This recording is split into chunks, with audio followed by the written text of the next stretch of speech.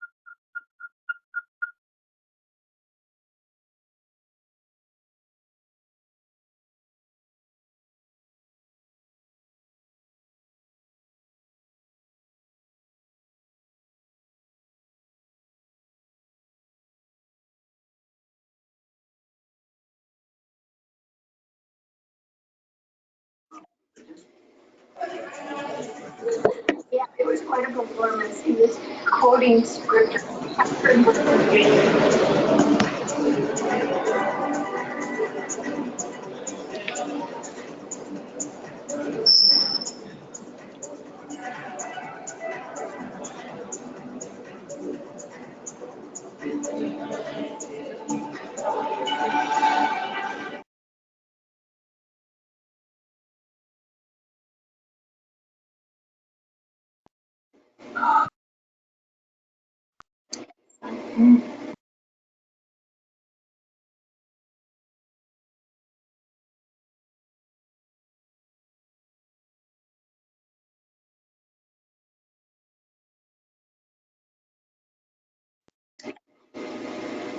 You know what, Laura?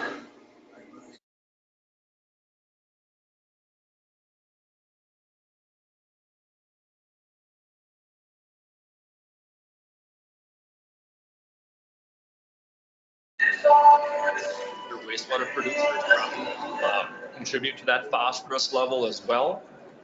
We've got a lot of homework to do on that, looking at numbers, looking at data, but those are some of the things that basically add phosphorus to your, and domestic waste as well.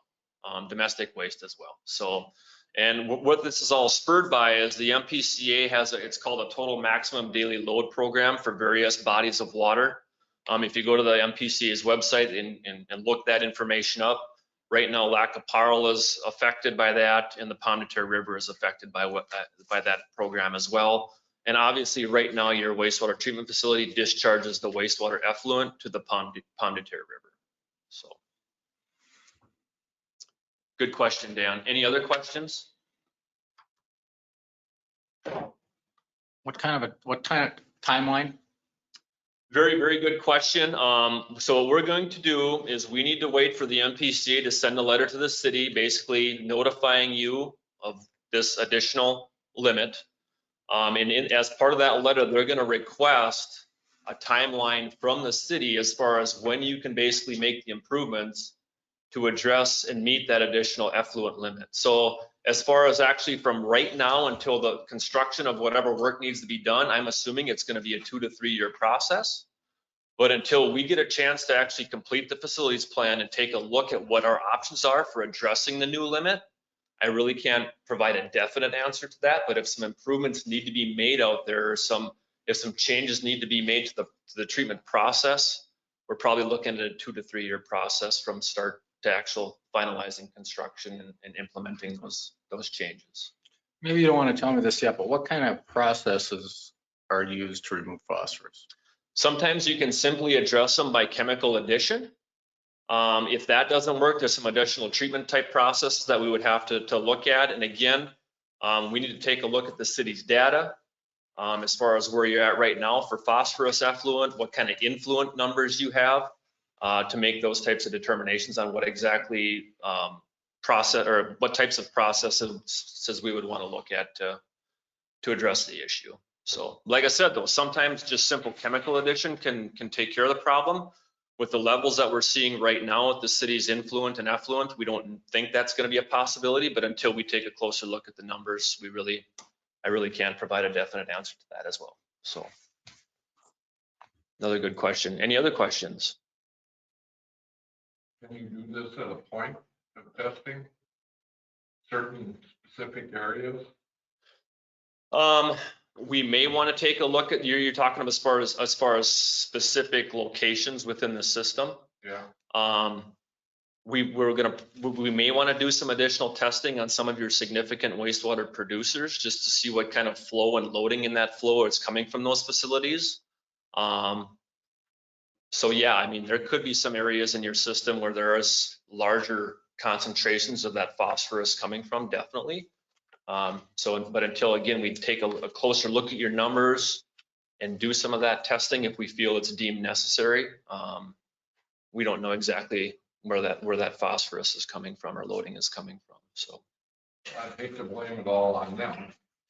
Yeah, at this time we don't know. It would be, you know, a bunch coming from someplace else. Yep, at this time we really don't know until we get more data. Yeah. Okay. So The positive takeaway from our meeting with MNPCA was that they're considering and leaning more towards a typical issuance. And we did push them to include in the MPDS permit the schedule for phosphorus, which is different of not including it. If you don't include it now, you have to include treatment later, then you have to modify that agreement and have a reissuance of a modified permit. What Apex helped my office do was to ask MNPCA to include the phosphorus so that we don't have to modify and reissue down the line. And it's good that they want to go ahead and do a typical reissuance. Now, they do want to see a draft of our significant industrial user agreements prior to them approving our permits. So that's important for us to know. The other thing I should mention as well is if we were going to go back and ask the MPCA for additional flow in your permit, that would be a lot more in-depth process. Since we're not asking for additional flow, it's just going to have to be a change in the limits. This process is going to be more streamlined and efficient as well. So that's another silver lining at this time. So Thank you. Thank you. All right, thanks, Bob. Appreciate it. Yep. Bowling engineering. It's bowling, but if you want to Bowling? go bowling, we can do Bowling? that. You can say it however you please. Mayor, council, staff, thank you for having us tonight. My name is Chris Samuel. I'm with Bollig Engineering, and I may not have said it right either. We're here tonight to talk about engineering for your airport, our services. If you would. Our engineering, I was asked to keep this a little brief and open it up for questions at the end. My understanding is you were able to review our SOQ and look through some of our items. So in the interest of saving your time, please just halt me if you need to. We believe your success is our success. That's very important to us at Bollig Engineering. We do that through, just multiple ways that we conduct business that I'll cover down a little bit further as we go on the slide. But our motto is that we're neighbors serving neighbors. We primarily work in communities under 2,500 in population. We do that because of our staffing and the way we handle ourselves in certain things. Sometimes when we get in cities larger than that, they just don't seem to need the services that are that above and beyond service that we feel we provide. Next slide, if you would. We're going to just talk about our airport and municipal engineering. We do both. I understand you have a municipal engineer, but we have a full airport division that works through multiple things. When we talk about engineering solutions for your airport, strategic planning is extremely important. Environmental permits and reports and permitting, public meetings and presentations. The list is pretty comprehensive there. I think the important takeaway is we'll do it from beginning to end with your process. We sometimes changing engineers can be a process that municipalities don't like to do because of the efforts that it takes to get the new engineer caught up. One of the things we'll be considering later tonight is a task order agreement, which we did as a $0 task order agreement to increase or to evaluate and do a needs assessment and a CIP update for you. That's our way of saying it's our job to get caught up with where you're at with your airport. We feel it's our responsibility. Next slide, if you would. Our commitment to you guys, our approach, we're relational. One of the things that I really appreciate when I walk in here, there was laughing and people were having fun and having good conversations. Those are the kind of communities we like to work for. And we think that relationships is extremely important part of the process. We're resourceful. We maximize funding options. That we're very heavily engaged in funding resources for communities. Carlstead Airport's an example. They needed to move their airport. They couldn't find any funding. FAA and MnDOT did not prioritize their airport and their needs. We went directly and found a bonding appropriation for it. We got them as a line item right on the transportation bill, and they received $5.6 million to move their airport. We don't stop looking for funding. Reliable, if you call on us for something, we're going to be there. Reliable and responsiveness are kind of the one-on-one. If you call us with something and a need, we're going to do that. We're going to call you back. If we don't have the answer right away, we're going to explain to you what we're going to do to get that answer for you. And we're going to begin working on that. I think the most important thing, my background was in city administration. And so I understand from the other side of the table what is needed.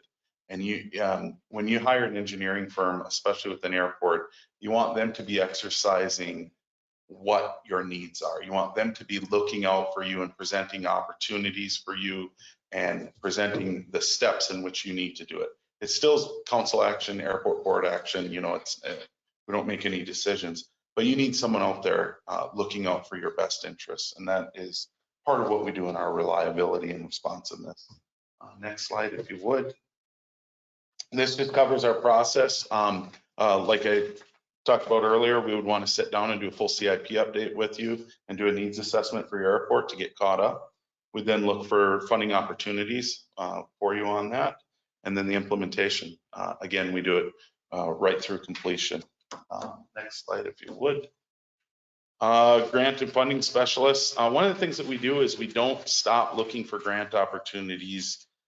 We've actually found some grant opportunities that occur during mid-project too. So in airport world, you know, it's typically 95.5 funding, and we look at that as an opportunity. We have found places to even cover down on the 5% city portion of it in some circumstances. So we're always looking for that. And I think what I'm trying to represent in this slide is we don't stop. It's a bi-directional thing. We're constantly looking even mid-project on that stuff.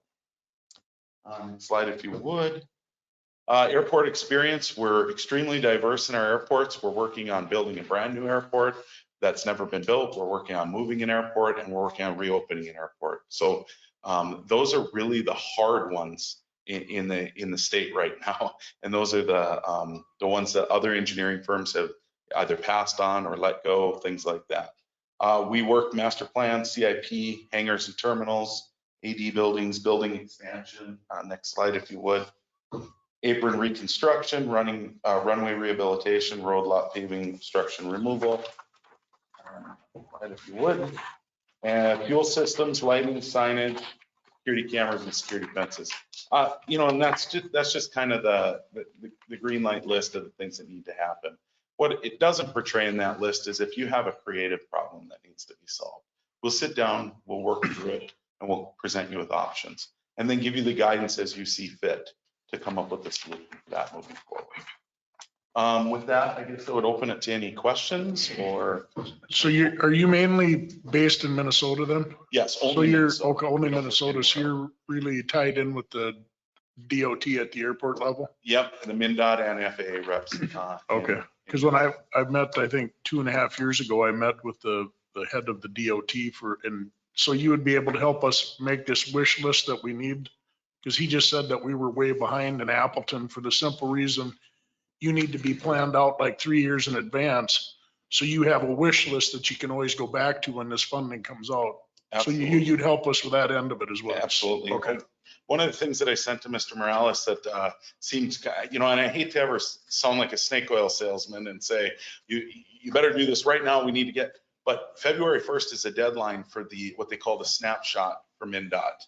In the event that you engage with us tonight, we want to set up a meeting as quickly as we can and get your CIP updated for that snapshot. Because that snapshot is, even though they classify that for funding for the 2023 cycle, they're really forecasting out 2 to 3 years at some point. So we want to get Appleton's request. You know, MnDOT has wants for your airport. FAA has wants for your airport. But what about what Appleton wants for their airport? That's really, in our eyes, what's most important. Now, there are things, our hands are tied on certain things. FAA will come in and say, nope, that's a safety issue, that's first. So, and we'll relay that to you.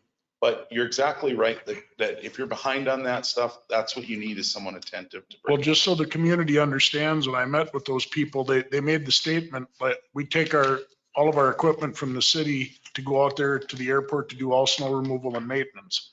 What they're saying is if you make the wish list and you need stuff to get done, you could actually have a snow blower or a payloader or lawnmower strictly designed for the airport that would save us money on the city's end because we're not wearing our equipment out at both of them.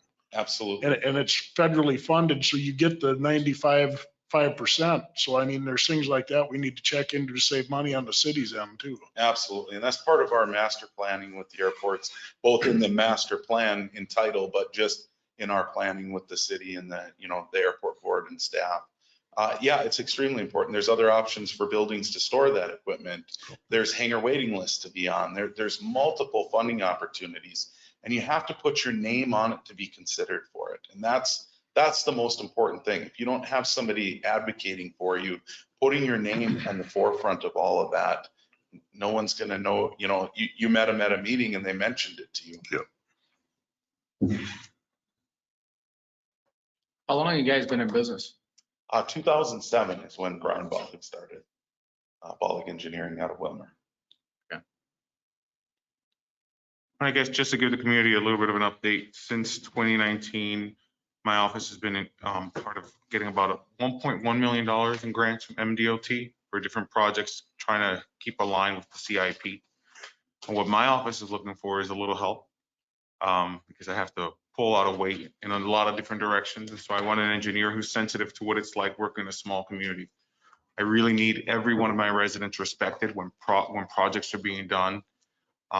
We have a long-time airport administrator out there who is very integral to our community and to our staff.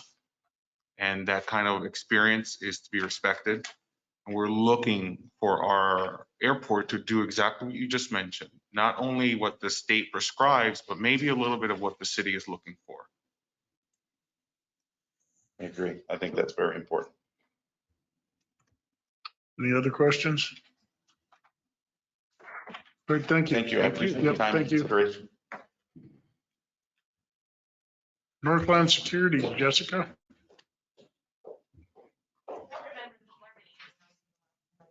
Oh, no.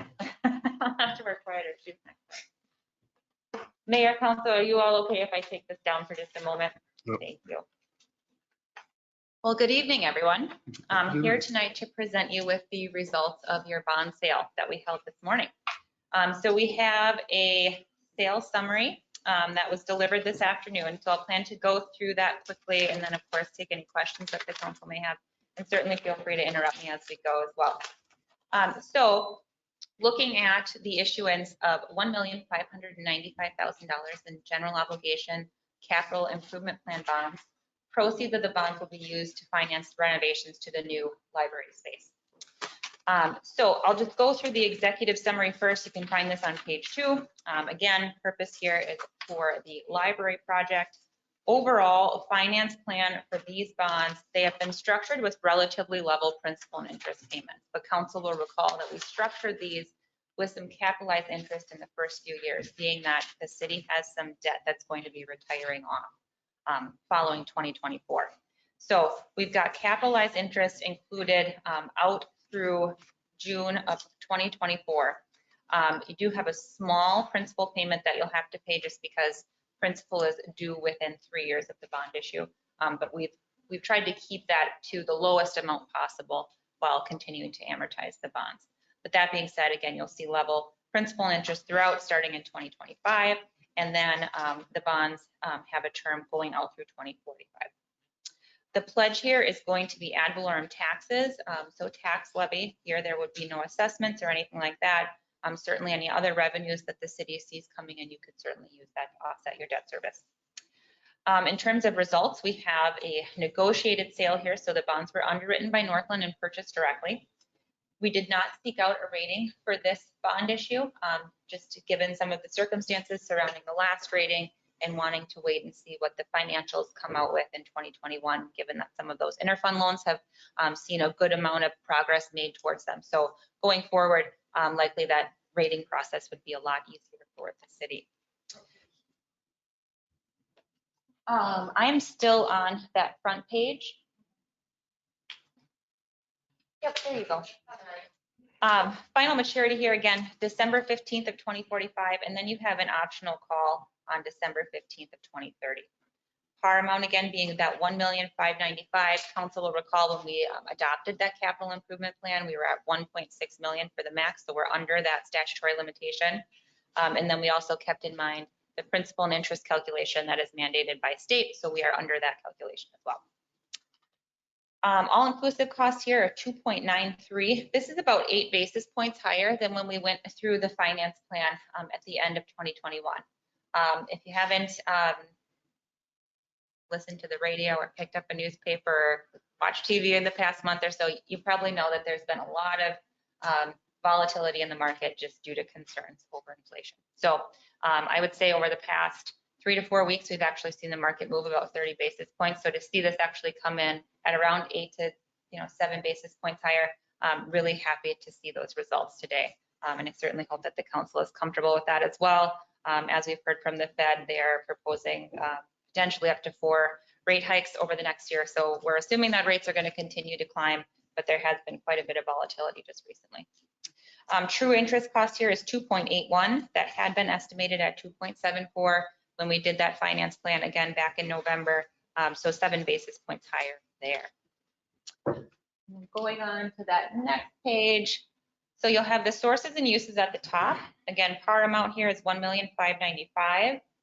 That will allow for a deposit to construction fund of $1.45 million to complete the construction over at the new library space. You've got a deposit to the capitalized interest fund of $91,753.97.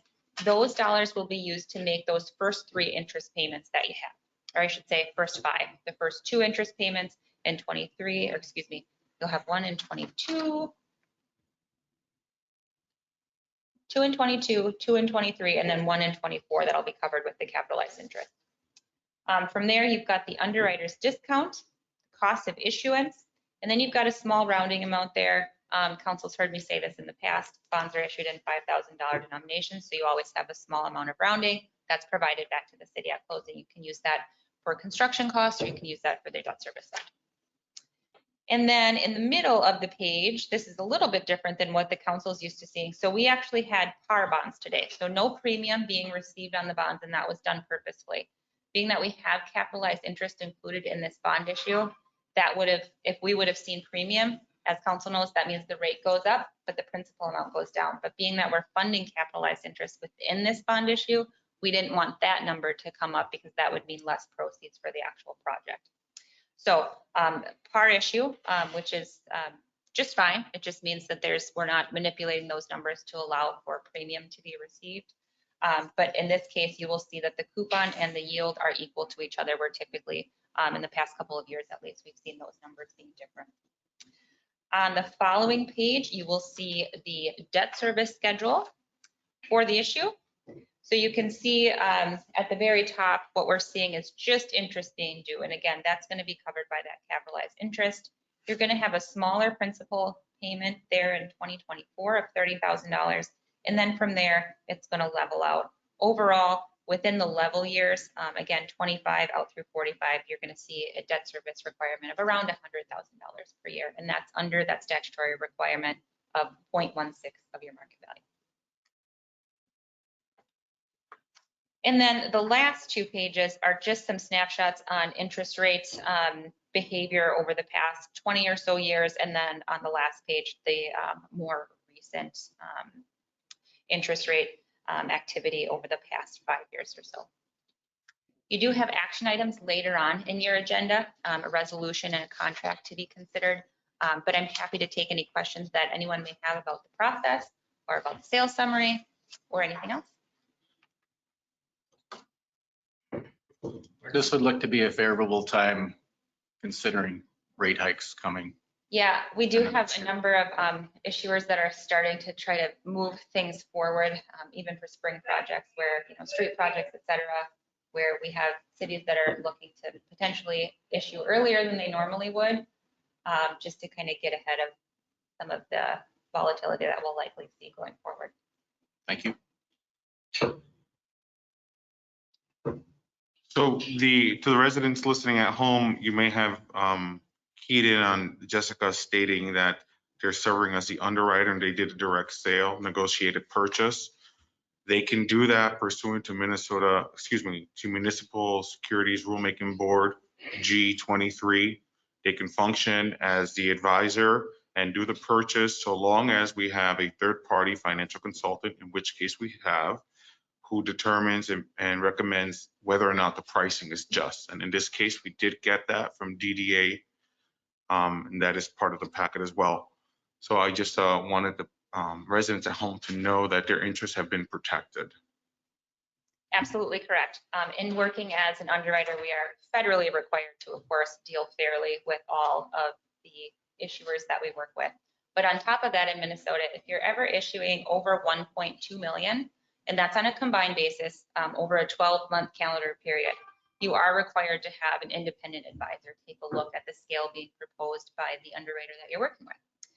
And our process is typically to have those pre-pricing calls with whoever the advisor is on this. In this case, it was David Drown and Associates.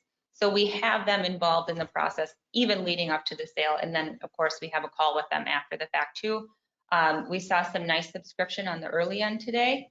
So in the terms ending in, I believe it was 24 and 31, we were able to bump that scale back by 5 basis points just due to the interest in the bonds. And I would say that DDA was very happy to see those bumps happening. So really nice working with them on this.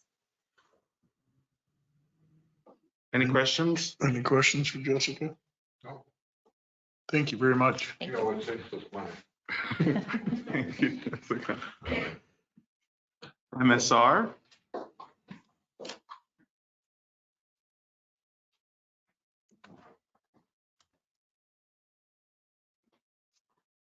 Thank you, Mr. Mayor, City Council, City Administrator Morales. I'm here to talk a little bit about, you just heard about how you're going to raise the money, and now I'm going to talk a little bit on what you're going to spend it on. So the library, I have been here a couple of times before, and you've seen it.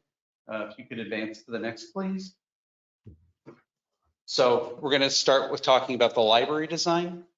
You can go to the next one, please. So the design looks similar to what you've seen before. We're going to enter from the main entry is going to be from the north, from the south, or from the east, excuse me. You can't really see, but it's right there. That's the other entry to the building. There'll be, you walk in, there'll be a large open area that'll accommodate a section for teens, which the library currently doesn't have, a section for small children, and then an adult section. The teen section is kind of the green tealish color. The small children section is the pinkish area, and then everything to the north or up on the drawing is the adult area. Meeting room, there is a staff workroom here. There is also a makerspace here, which is a flexible workspace where both staff and or library patrons can do different sorts of activities. 2 new restrooms that are both handicap accessible. The existing restrooms in the building were not accessible, and some storage area. So pretty straightforward. Putting new windows in, we're replacing the infills where the windows had been historically in the building and opening that up, so the space will be really kind of nice, great space for people to spend lots of time in, encourage them to use the library and want to be there. Next, please. This slide, and if you want to go to the next one, this slide, just some imagery thinking about the materials that we're going to be looking at for the library, things that recall kind of the sense of prairie, both the kind of the beautiful sense of the way that when we farm, the way the fields, the patterns made in the ground, but also on the previous slide you saw some plant material, both native, but also some of the farmed wheat that we grow in this area of the country. Next, please. So when you walk in, if you could just slide it down a little bit more. Perfect. All right. So when you walk in, this image is taken from here, looking this way. You're looking in the library, you're going to walk in, there's the librarian's desk next to you, and you're going to see a big open space, lower shelves so that you'll have a sense of being able to see the entire space, which is really good for the librarian because that way you only have to have one librarian on staff. You don't have to have two people there, so you have visual monitoring of the staff. If you go to the next slide, please. There will be a large meeting room. The meeting room will have linoleum floors, so the meeting room will be able to then also be messy. All the rest of the space will be carpeted. What it's showing right now is 18 people seating in educational style tables and chairs that'll be able to be reconfigured.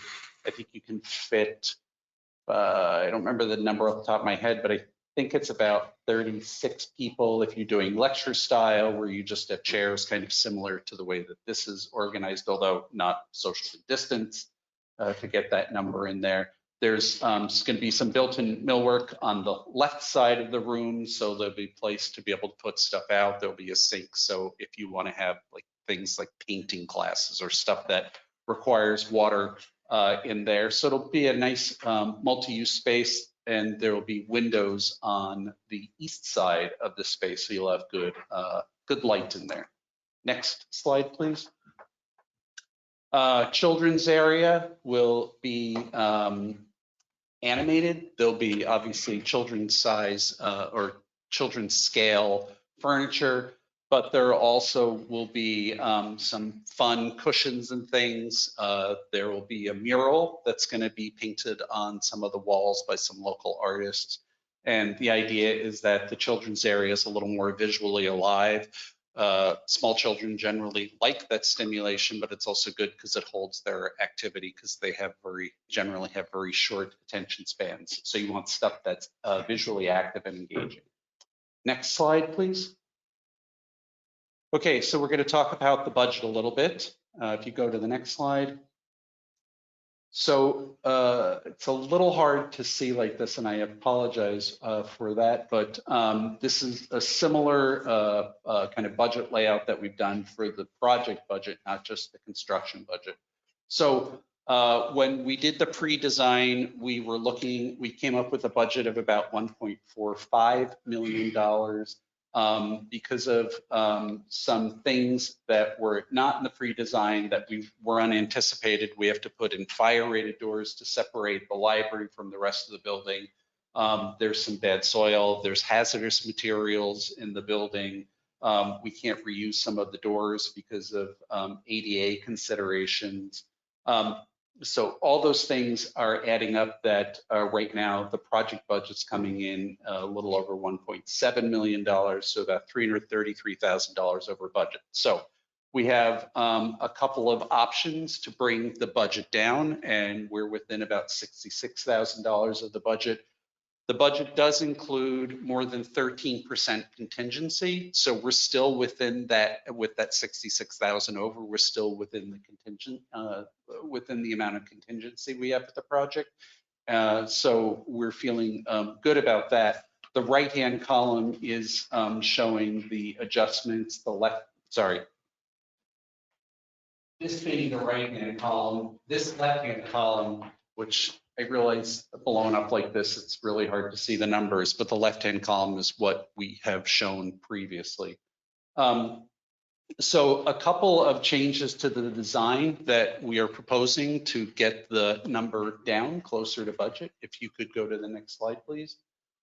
So we'd originally proposed having on the north side is putting in a new access ramp.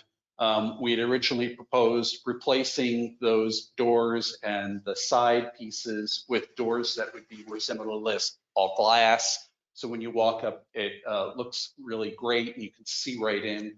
So one of the proposals we're making is to keep the existing doors.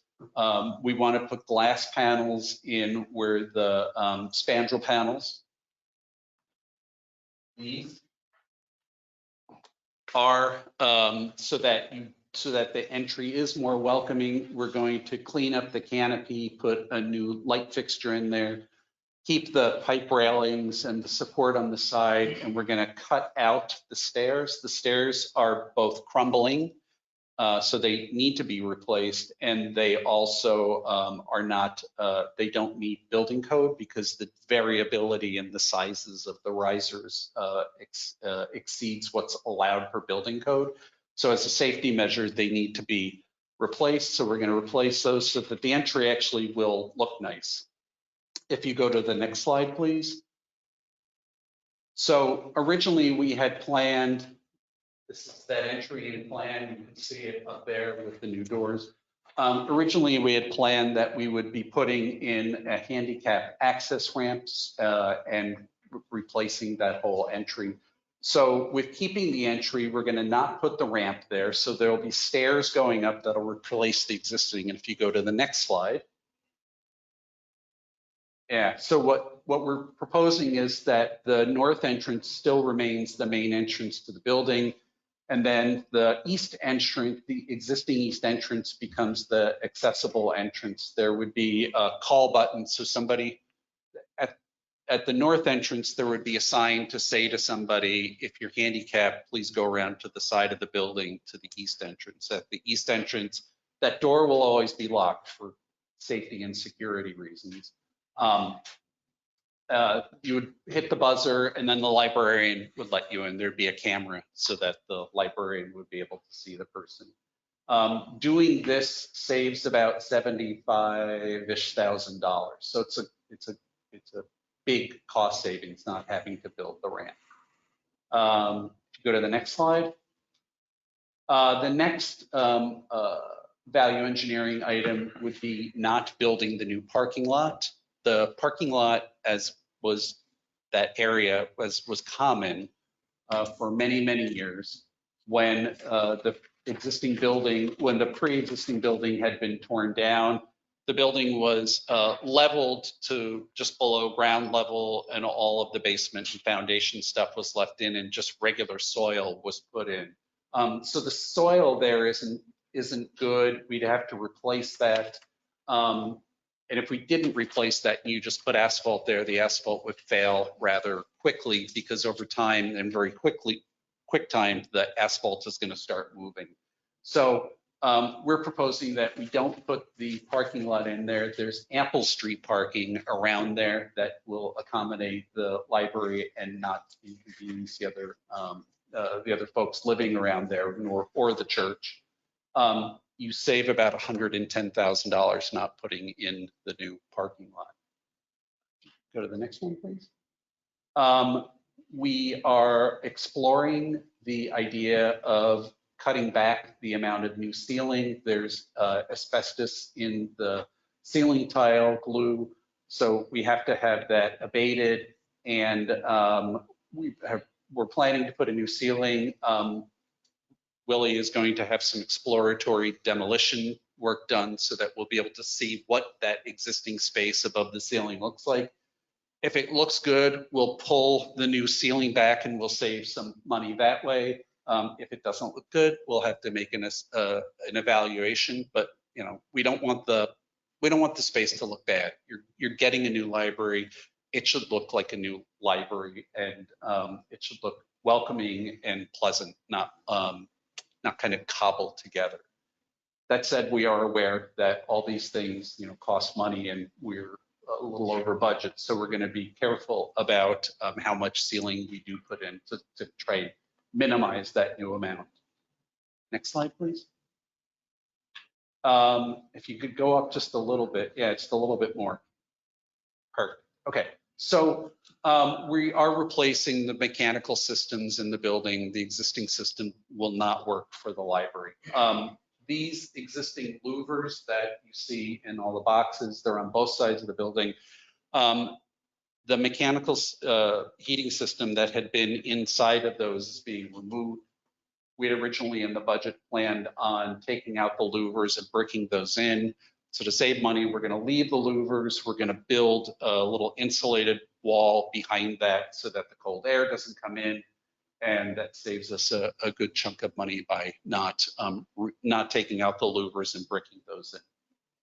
Next slide, please. And then I would say the one question mark that we still have, we have a $25,000 line item in for the hazardous material. We have recently got the hazardous material assessment back. There is a lot more hazardous material than was assumed. So Willie is working on getting the cost of the abatement.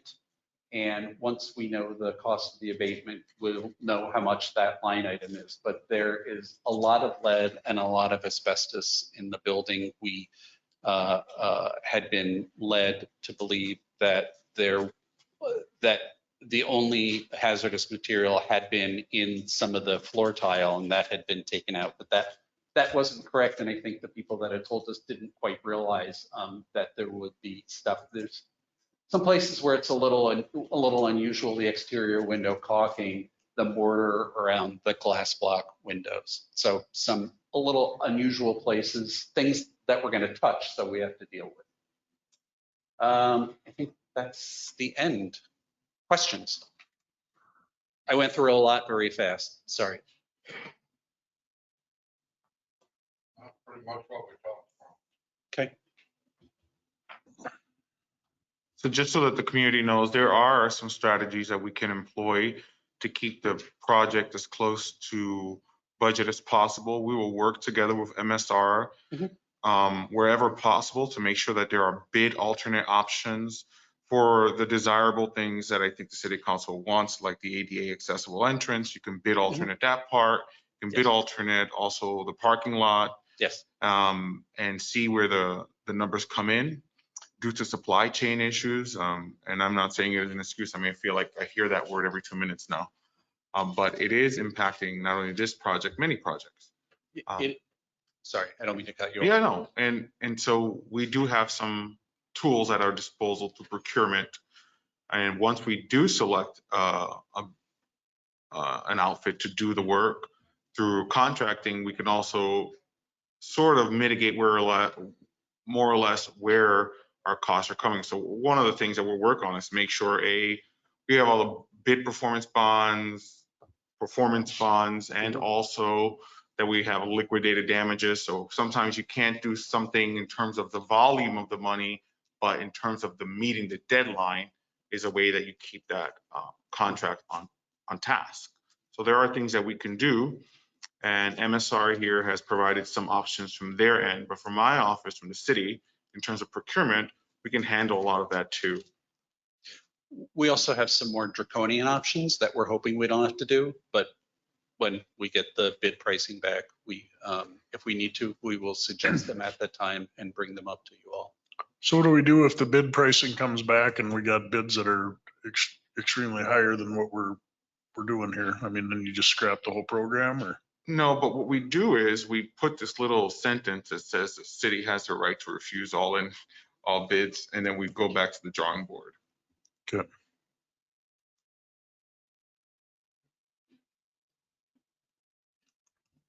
Any questions from the audience?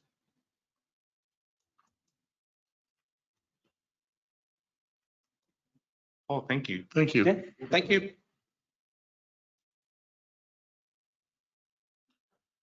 All right. Move on to open meeting laws. Janice? I think you have a whole material on open meeting law.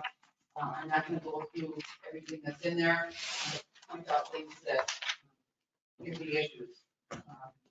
Well, the basic rule is that all public meetings have to be open to the public. And that includes not just city council meetings, but we have committees or commissions. Those are also public bodies that have to be open to the meetings are open.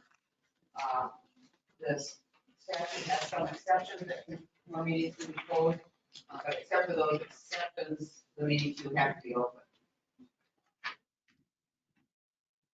One issue is, of course, what is a meeting?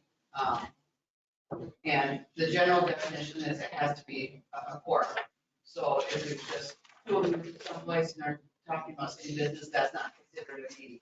But as soon as you've got three, you have to be really careful. You should not be discussing council action, things like that that would be addressed at a council meeting. if it's purely a social meeting, that's fine. But you should make a conscious effort not to, if you're gonna have representatives, for example, attend a commissioners meeting, you don't want to have 3 of you go, even accidentally. Get it for 3, somebody should leave. Another issue related to meetings is serial meetings. There isn't a lot of law on those, but particularly with emails, they're more of a risk. It's pretty easy to forward emails on and not realize what might be in the chain, and pretty soon you've got a serial meeting of 3 or more council members discussing something that shouldn't be discussed outside of a formal meeting. And the same with telephone, although that's would take two members discussing, and then one of those contacts a third and says, well, this is what we'd like to do, don't you agree? And so that would be more intentional than accidental, but again, something to avoid.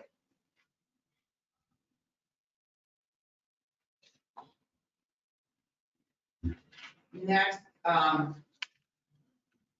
there is provision for meetings to be held by telephone or Zoom, interactive TV, but the statute sets out requirements, and those are set out on pages 11 and 12. But that includes that you have to be able to hear each other.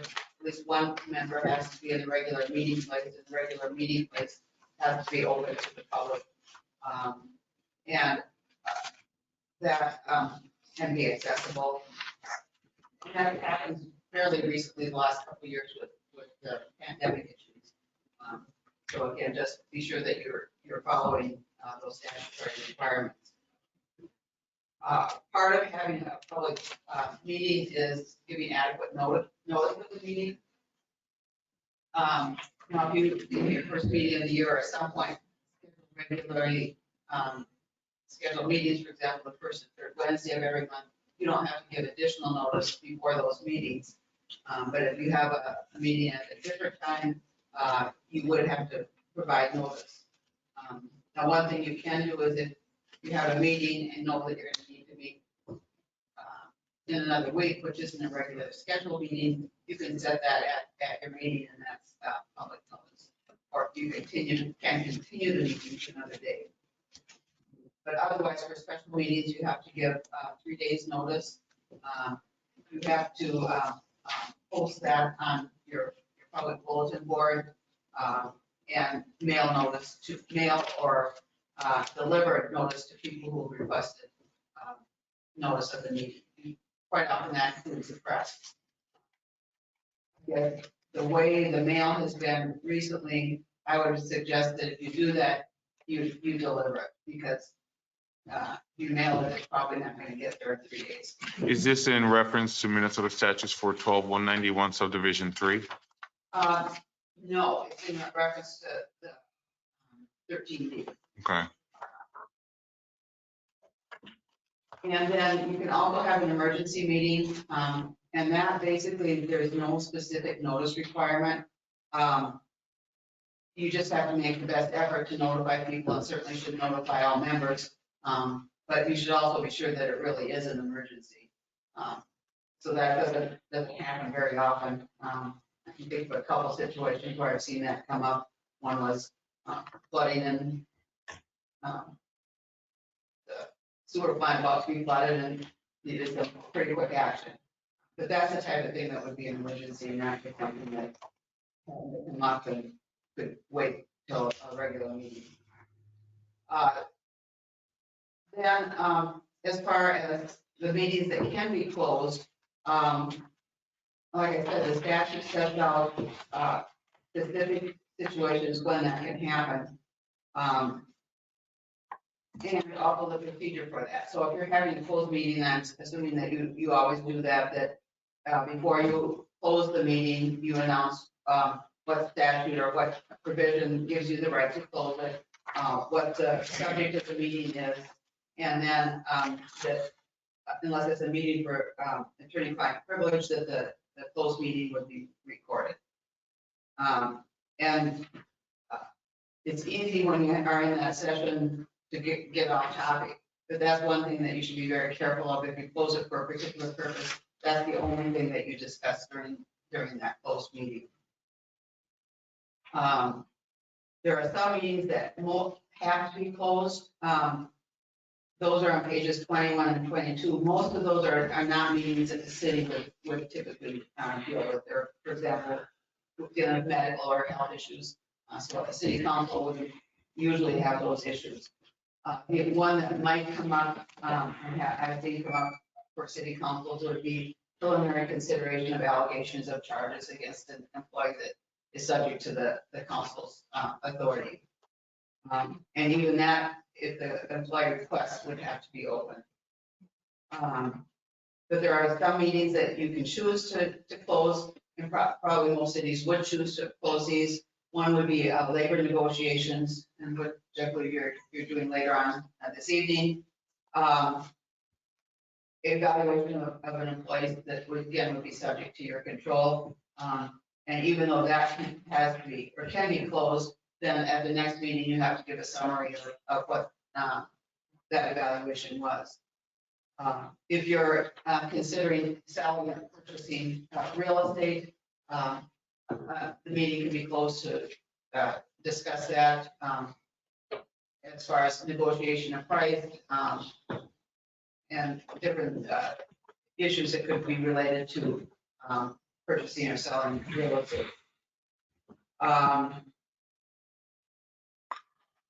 Meetings can also be closed for the attorney-client privilege.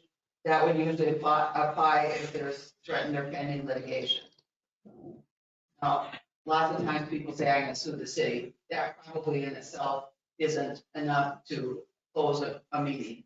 But if there's some basis for that, where the city needs to, investigate, then you can.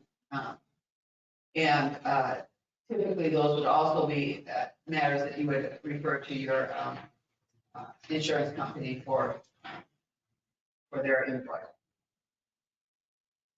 One thing that you should be aware of as far as open meeting law is that there are penalties if you violate it. And those are penalties against council members individually, not against the city.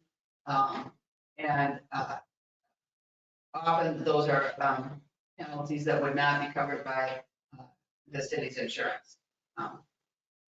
And what's taken into consideration there is, was it accidental or was it something that was pretty blatant?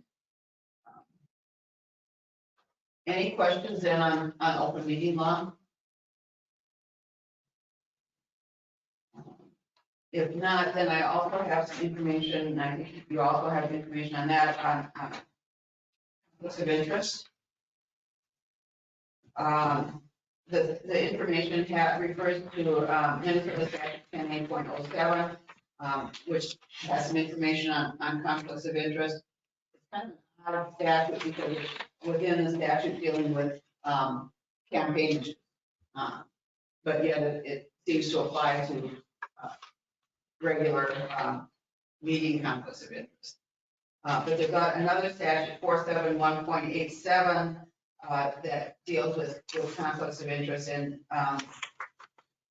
indicates that a public officer who is authorized to take part in any manner in making any sale, lease, or contract in official capacity shall not voluntarily have a personal financial interest in that sale, lease, or contract, or personally benefit financially therefrom.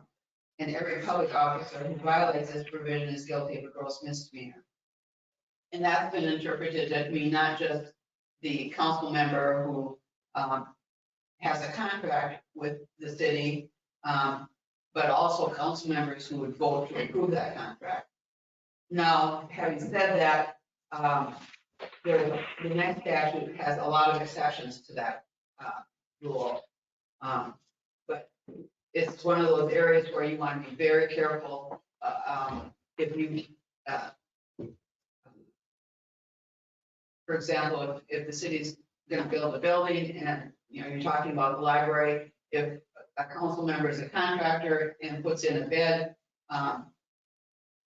that would be a problem. In fact, I remember one city where the mayor was a contractor and wanted to bid and resigned as mayor to get the bid. How's it if you subcontract? That probably is still a problem because you would have a financial interest in the contract. In different states, state of Massachusetts, for example, the governing body, if a board of select member, like a city council member, just declares that they have a conflict of interest and it's accepted by the governing body, then they can move forward. Is that process similar here? If it fits within one of these exceptions. Okay. And then the other part of it is that, yes, they declare the conflict, they can't participate in discussion at all. And then the remaining council has to vote unanimously to approve it. And actually, the contract exception is any contract where there's no bids required. So that's a pretty broad exception. But again, you still have to declare the conflict, and the rest of the council would have to unanimously approve it.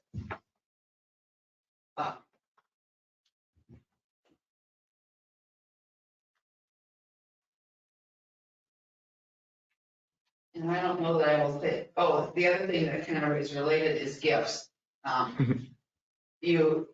Minnesota staffers say that you can't accept gifts from anybody who provides goods or services to the city, except for, nominal type things. So you get a box of candy for Christmas, that's probably fine. But otherwise, if somebody is giving any gift of a substance or doing things for the council, that's a problem.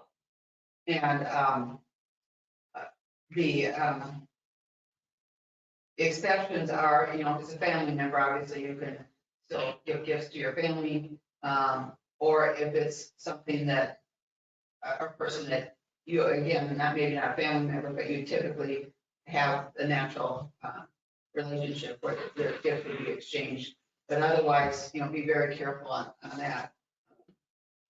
Although in this part of the state, I really haven't seen that be an issue, but it could be, and you just want to be careful.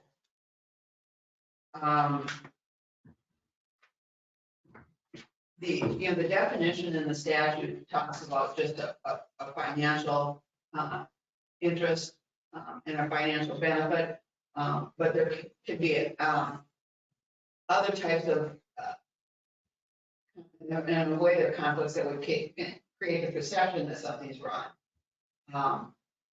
And so if you're on a committee outside of the city that's strongly advocating the city take a certain position, it may be a nonprofit and you don't have any financial benefit, but it would just be an appearance that because you're on the council, you have an inside role. That's the type of thing that you should probably abstain from voting and discussion. One thing I didn't mention, and I don't know if it's the case, one common conflict that is subject to the exception is if somebody's a member of a volunteer fire department or volunteer ambulance squad, and the council periodically may vote on their pension increases. It's not an issue, but that member would have to abstain and vote unanimously for that. That's probably, from what I've seen, the most common situation where the conflict comes up.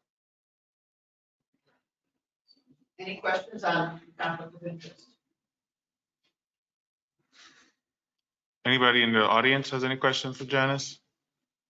You thought open meeting law was easy, huh? Thank you, Janice. Good, thank you. Thank you. Okay, there's nothing in the public hearing, public comments. We didn't have any, did we, Susan? All right, moving on to new business. Resolution 2022-1, selecting Federated Telephone Cooperative. Make a motion to adopt resolution 2022-01 to select Federated Telephone Cooperative as the winning proposal for the city of Appleton broadband project. Motion has been made and seconded. Will there be any discussion? Hearing none, all in favor? Aye. Opposed? Motion carries. Resolution 2022-02, ordering of repair and removal of hazardous in building. Motion to adopt resolution 2022-02, ordering the repair or removal of a hazardous building. Motion's been made. Do we have a second? Second. Motion has been made and seconded. Will there be any discussion? So would you speak to us a little bit about the process here, Jen? Thank you very much. Sure. This is pursuant to state hazardous building statute that permits the city to issue an order by resolution ordering a hazardous building to either be removed or repaired. So once the council adopts that resolution, then that order would be served on the property owner. They have an opportunity to repair or remove it themselves.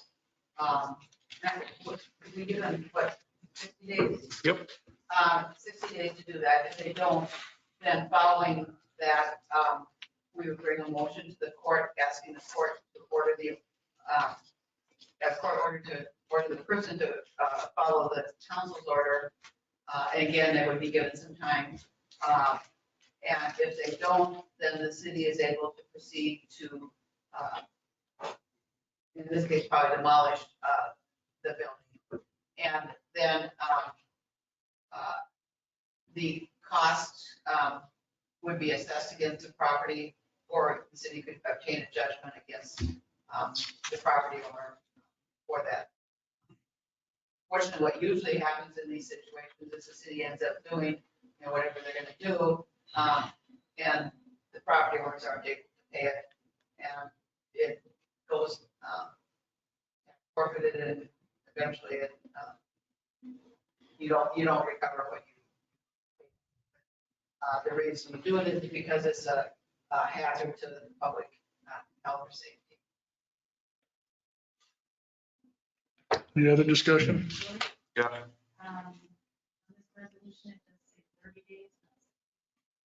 This is, we were thinking about the 145A, which is the next one. Yep, that's fine. Thank you, Susan.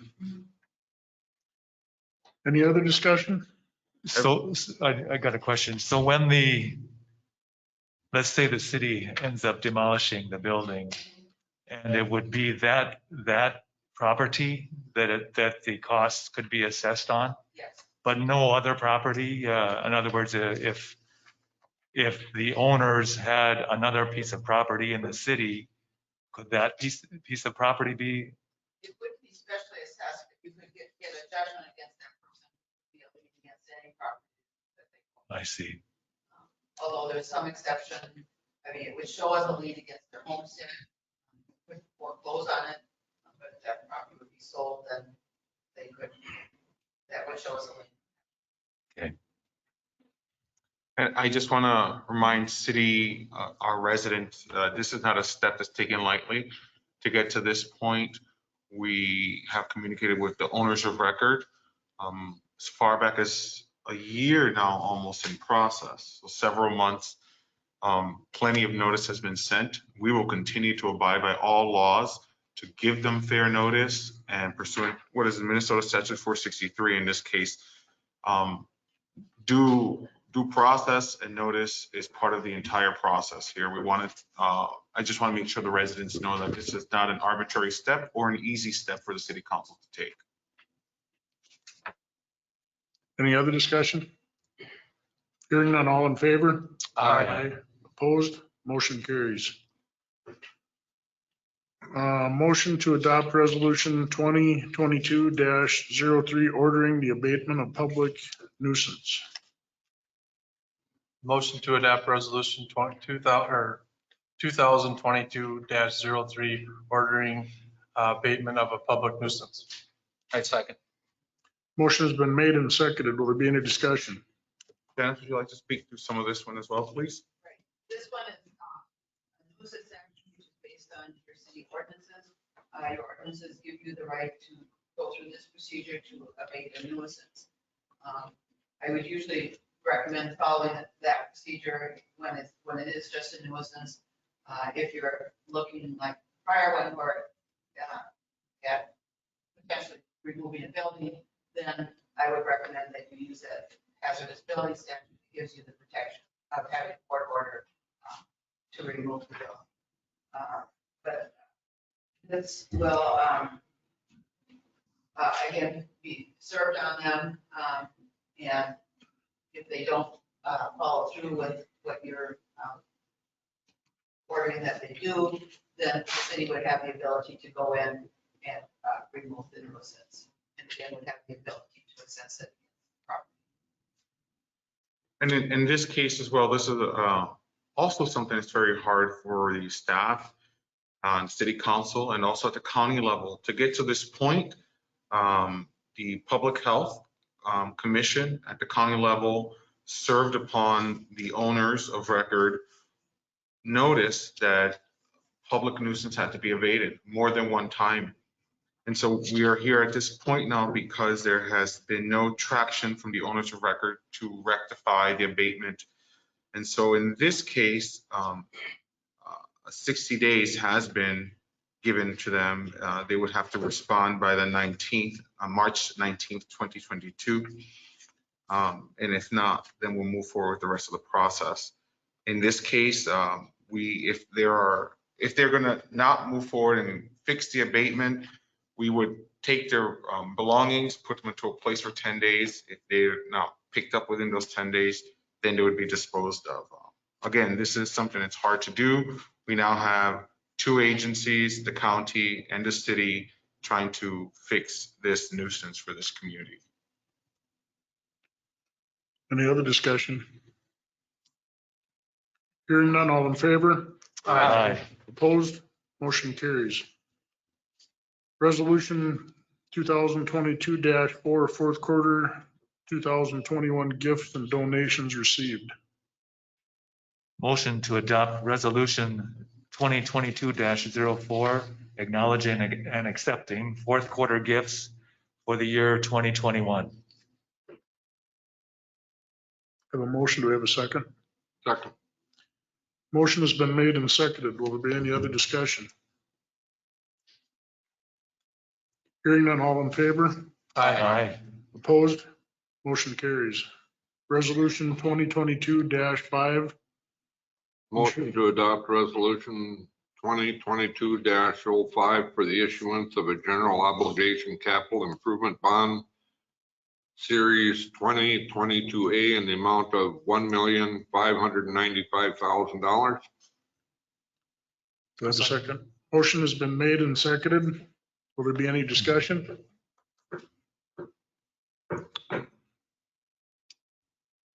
Hearing none, all in favor? Aye. Opposed? Motion carries. Resolution 2022-6. Motion to adopt resolution 2022-06, designating the Appleton Civic Center's city council chambers as the designated polling place for the 2022 elections. I'll second. Motion has been made and seconded. Will there be any discussion? Hearing none, all in favor? Aye. Opposed? Motion carries. Resolution 2022-7. Motion to adopt resolution 2022-7, designating the Appleton Press as the city of Appleton's official newspaper. I'll second. Motion has been made and seconded. Will there be any other discussion? Hearing none, all in favor? Aye. Opposed? Motion carries. Resolution 2022-8. Motion to adopt resolution 22-8, designating the Prairie Sun Bank as depository for the city of Appleton's funds. Do you have a second? Second. Motion has been made and seconded. Will there be any other discussion? Hearing none, all in favor? Aye. Aye. Opposed? Motion carries. Resolution 2022-9. Motion to adopt resolution 2022-09, designating Farmers and Merchant State Bank as a depository for the city of Appleton funds. I'd second. Motion has been made and seconded. Will there be any discussion? Hearing none, all in favor? Aye. Opposed? Motion carries. Resolution 2022-10. Motion to adopt resolution 2022-10 appointing Bowling. Does that work for you? All right. Engineers, that's the city's contracted airport engineers. I'll second. Motion has been made and seconded. Will there be any discussion? Hearing none, all in favor? Aye. Opposed? Motion carries.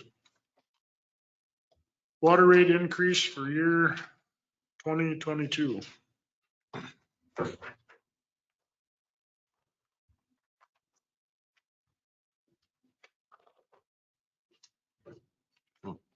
That doesn't have to be number resolution, I mean, by a resolution now. Motion to increase resident water usage rates to 10.67 and water rates to 7.20 for the year 2022, consistent with the city of Appleton's covenants in the Minnesota PFA pursuant of resolution 2020-30.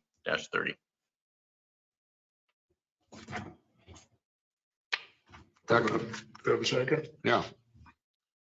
Motion's been made and seconded. Will there be any discussion? This schedule was put together when we started the process of finding the funding for the water treatment plant.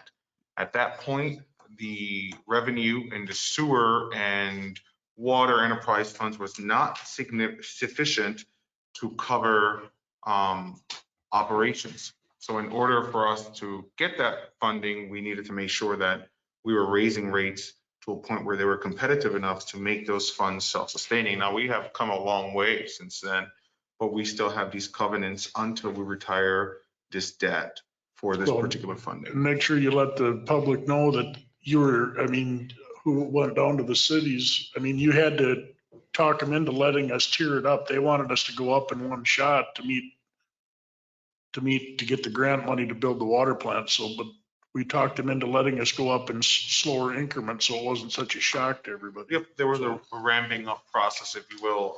It was the preference at that point of the agency that's funding MNPFA for us to ramp up to what are market rates for these types of services right away.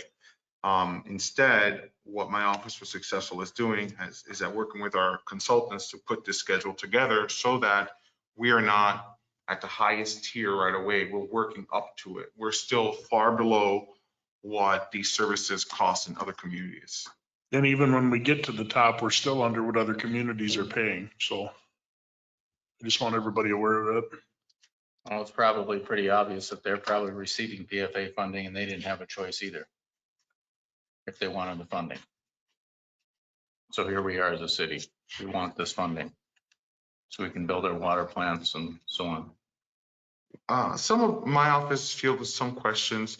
Community members in Appleton, they have been concerned about the rates, but they're very happy to be getting new water facilities and to understand how we're using the funds. I think for a long time, there was confusion about how funding was being handled and how rates were being handled, and all of that's pretty transparent right now. So if anybody has any questions, just give me a call. I'm here to answer your questions. Any other discussion? Hearing none, all in favor? Aye. Opposed? Motion carries. Motion to increase commercial water usage rates to $12.67 and water service rates to $9.20 for the year 2022, consistent with the city of Appleton's covenants to MNPFA pursuant to resolution 2020-30. I'll second. Motion has been made and seconded. Will there be any discussion? This here too is part of that conversation we just had. Prior to 2019, the city of Appleton was not delineating separations of cost for residents and commercial water users and sewer users. And so we made sure to include that so that we can be awarded the funding that we did get. And this is part of that same conversation and process. Any other discussion? Hearing none, all in favor? Aye. Opposed, motion carries. Transfer to repay negative cash balances. Motion to transfer from the general fund $58,444.38 to repay the negative cash balances owed to the city of Appleton's utility enterprise funds pursuant to resolution 2020-16. Do we have a second? I'll second. Motion has been made and seconded. You want to explain that, Willie? Or? Yep, when my office was hired here, the city of Appleton had serious deficits in their utility funds, water and sewer in particular. The hospital helped us out a great deal. They paid back a significant amount of money and we're thankful for that. But beyond just the hospital, there was a number of capital purchases, repairs that were never projected out of forecast or planned or scheduled for repayment. So my office calculated that amount together again with consultants, and we made it so that anytime we have lease revenues annually, any sort of franchise fee agreements that pay into the general fund, that at year end, beginning of the subsequent year, those funds will be transferred to pay that amount back down. And that's what this is transfers for.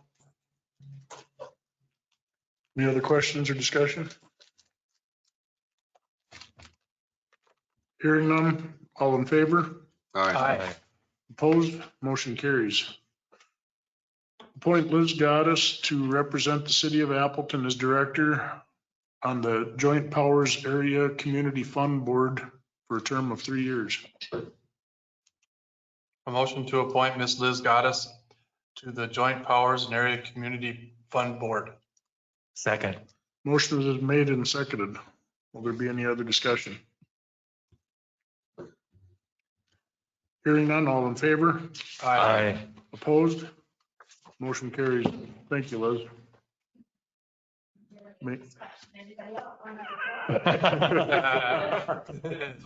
Quick on that one. Bowling engineering. Motion to approve bowling engineering task order contract. Second. Motion has been made and seconded. Will there be any other discussion? Hearing none, all in favor? Aye. Opposed? Motion carries. Apex. Motion to approve Apex Engineering's facility plan design phase 2 proposal in the amount of $20,100. I second. Motion has been made and seconded. Will there be any other discussion? Hearing none, all in favor? Aye. Opposed? Motion carries. Site selection for Minnesota DNR. Motion to approve that an MNDNR observation well be installed on the western side of the 52-wing campus. Do we have a second? Second. Motion has been made and seconded. Will there be any other discussion? Yes, so again, with the water treatment plant, because the city council had adopted a water supply plan, it makes us accountable to Minnesota Department of Natural Resources for monitoring the levels in our aquifer. Part of the requirements for the water treatment plant is that we have a water logger or device to measure that amount, and that it be as close. How many feet does it have to be from the treatment center? 1,500 feet, no more than that, right? Yeah, they want it no more than 1,500. The 70 is around 1,100. Okay, so we're within that metric. There are some existing sites, but the problem, of course, is that you need a joint powers kind of agreement to do that. And if we have our own site, why not just use our own? Any other discussion? Hearing none, all in favor? Aye. Opposed? Motion carries. Minnesota DNR access agreement. Motion to approve installation, maintenance, access, and monitoring agreement between the city of Appleton and the Minnesota DNR. Second. Motion has been made and seconded. Will there be any other discussion? This is part of that same arrangement. The city attorney and I worked on this. Any observations to share with us about the legal beagle of it? I just point out that it is a 30-year agreement. That is a long time. So we're setting up so it will be recorded. But even though it's 30 years, either party has a 30-day out. So one question I asked is, what is this property being used for? And explain that right now it's probably going to be just open space, so it's appropriate. But if for some reason the city needed to use it, you do have a 30-day out. And it's just for them to have the ability to go there and observe it, correct? I mean, it's just. And the well would be there. Yeah. One thing that I failed to mention here is that they are funding the installation. The only thing we'll pay for, which is part of the project, is about $1,000 cost for that device, water logger. Wait, what does that look like, Bob? It's just a unit that basically has a transducer that they can use to read the water level of the well, a box. Thank you. Any other discussion? Hearing none, all in favor? Aye. Opposed? Motion carries. Approval of 2022-2023. Motion to approve on sale liquor license for February 1st, 2022 through January 31st, 2023, period. Second. Motion has been made and seconded. Will there be any other discussion?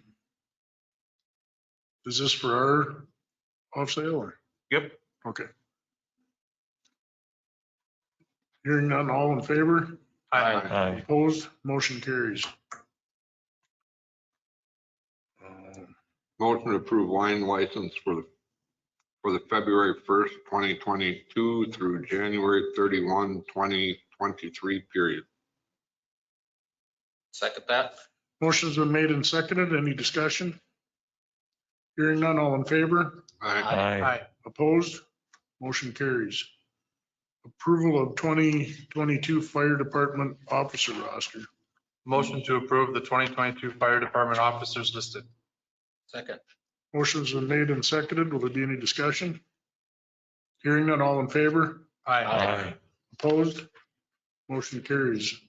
Approval of Fire Relief Board Directors. Motion to approve the 2022 Fire Relief Association Board of Directors officer list. Second. Motion has been made and seconded. Will there be any discussion? Hearing none, all in favor? Aye. Opposed? Motion carries. Otter Tail Power Company, $16,000 reimbursement heat pumps. I just wanted to take a moment here for us to thank Otter Tail Power. Their reimbursement program is really healthy and robust. I plan to aggressively submit things for them to reimburse. It's been a lot of help.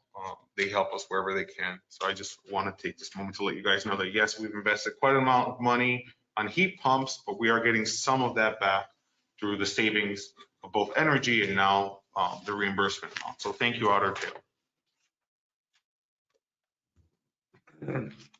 Okay, purchases and payments of goods. Motion to approve the payment for the purchases of goods and services beyond the City of Appleton purchasing limit policy in the amount of $300,000, $300,177.07. Second. Motion's been made and seconded. Any discussion? The majority of this, about 89% of this is all covered through reimbursement through PFA and now through deed grants for TAFLAW, Apex, and Magny Constructions. The only thing that's gonna come from the city cash flows or the general fund in particular are the $17,000 for the MSR design cost. Any other discussion? Hearing none, all in favor? Aye. Opposed? Motion carries. Transaction summary. We can go through this, or you can read it at your leisure. You'll see that we're balanced. We're retaining the state auditor's recommendation of 35 to 42% of unrestricted. We're okay. Our unrestricted is 2.6 and our restricted is 1,019,000 for a total of $3.6 million. We're doing okay. Thank you. Any questions? Okay, closed session. Motion to go into a closed session for the purposes of labor strategy and negotiations. Second. Motion's been made and seconded. Any discussion? That's pursuant to Minnesota statutes 13D.03. Oh, sure, I don't read one, and that's one I was supposed to read. Thank you all for coming. Thank you. Happy Motion's New been Year, made and Appleton. seconded. Any discussion? All in favor? Aye. Aye. Opposed? Motion